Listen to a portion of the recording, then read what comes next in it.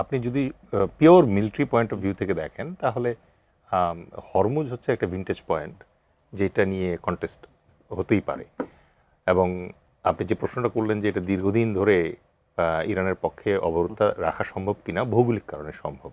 কারণ ওই জায়গাটা চোকড হয়ে গেছে এবং যেই দৈর্ঘ্য ওখানে, এটা সম্ভবত 22 মাইলের মতো ম্যাক্সিমাম, 21 কিলোমিটার। সো এই যে উইডথটা আছে এবং এই উইডথের পুরোটা দিয়ে কিন্তু জাহাজ যায় না, মাঝখানে ডিপ যে চ্যানেলটা আছে এই চ্যানেল ধরে ধরে জাহাজ যায়, সাইডে কিন্তু যেতে পারে না।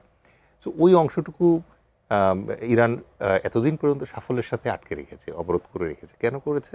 প্রথম কথা হচ্ছে যে তাদের এখানে যে সীমিত পরিসরে যে নেভি আছে, ওই হরমুজ স্ট্রেইটকে ম্যানেজ করার জন্য দ্যাট ইজ সাফিসিয়েন্ট, এক।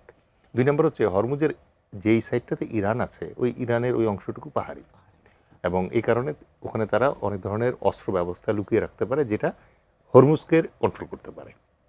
এবং ধরেন সেই 1979 সাল থেকে তারা যে প্রস্তুতিটা শুরু করেছে, ওরা কিন্তু ধীরে ধীরে এই জায়গায় এই প্রস্তুতি সম্পন্ন করেছে।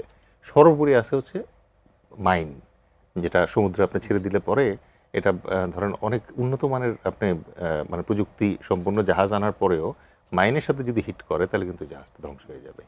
তো এই হচ্ছে ধরেন ট্যাকটিক্যাল আলোচনা এই জায়গায়। এবার আসি হচ্ছে যে আপনার গ্রেটার ইম্প্যাক্টের জন্য যেটা বলছেন, ইউএসএ ন্যাচারালি মনে করেন যে এই হরমুজটা ওপেন করার চেষ্টা করছে, কারণ স্ট্র্যাটেজিক্যালি ইরান যখন হরমুজ ক্লোজ করলো, এর আগেও যুদ্ধ হয়েছে, হরমুজ কিন্তু ক্লোজ করে নেই, এবার সে করলো। কেন করলো? কারণ ট্যাকটিক্যাল লেভেলের যুদ্ধে যে অসমতাটা আছে, যে একটা পৃথিবীর 1 নাম্বার সামরিক শক্তি হচ্ছে ইউএসএ প্লাস পারমাণবিক শক্তিধর দেশ, তার সাথে যখন এসে যোগ হলো ইসরায়েল আরেকটা পারমাণবিক শক্তিধর দেশ, তখন না এখানে বেলিজারেন্ট রেশিও বা প্রতিপক্ষের যে সমতাটা আসে, এই সমতাটা ভীষণভাবে ব্যাহত হয়েছে। এবং এই যুদ্ধে ইরানের জয়ের সম্ভাবনা সামরিকভাবে যদি head to head neck two নেক ধরেন আপনি, তাহলে খুব কম। ঠিক আছে?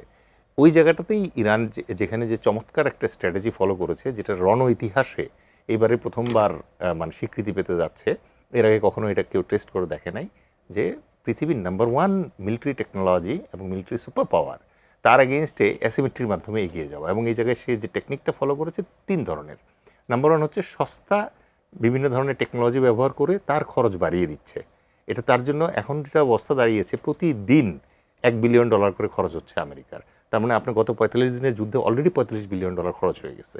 দ্বিতীয়ত যে টেকনিকটা সে ফলো করেছে সেটা হচ্ছে তার প্রক্সি যেগুলো আছে, এই প্রক্সিগুলোকে এখানে অ্যাপ্লাই করেছে।